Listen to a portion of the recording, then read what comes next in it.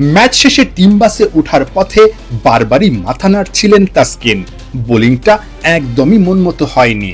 হতাশ হওয়াটা খুবই স্বাভাবিক। ঠিক 100 স্ট্রাইক রেটে 60 রানের ইনিংসের পরও অতৃপ্তিতে তানজিদ তামিম। 48 রানের দারুণ একটা ইনিংসের পর এই হার মানতে পারছেন না জাকের আলী। বৃথা গেছে মাহমুদুল্লাহর সঙ্গে তার 96 রানের দারুণ একটা পার্টনারশিপ। ক্যাপ্টেন মিরাজের হতাশাটা আরো বেশি।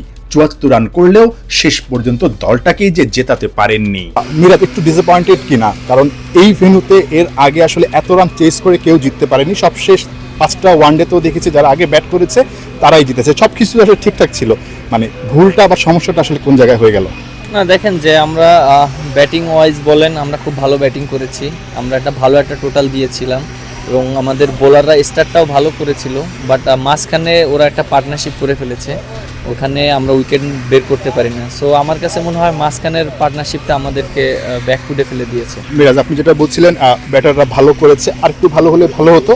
আপনার কাছে মনে হয় কিনা অনেক এক্সপিরিয়েন্স ক্রিকেটার ছিল না, ঠিক এই জায়গাটায় অ্যাজ এ ক্যাপ্টেন হিসেবে একটু আপনার কাছে মনে হয় যে একটু আরেকজন এক্সপিরিয়েন্স ক্রিকেটার থাকলে হয়তো ম্যাচের রেজাল্টটা অন্যরকম হতে পারতো, এরকম মনে হয়েছে কিনা? আর লাস্ট কোয়েশ্চেন হচ্ছে, হোপফুল কিনা এখনো পর্যন্ত সিরিজ জেতার জন্য?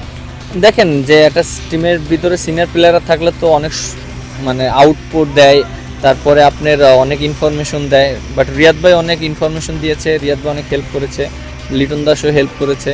বা আর একটা জিনিস যেটা আপনি বললেন যে অবশ্যই ওদের দেশে চ্যালেঞ্জিং, এবং আমাদের যে বোলাররা বোলিং করেছে ভালো বোলিং করেছে, বাট অনেক কিছু শেখার আছে। এরকম ম্যাচ হলে অনেক কিছু শিখতে পারবে, প্রেশার কীভাবে হ্যান্ডেল করতে হবে সেইগুলো সিচুয়েশন শিখে যাবে।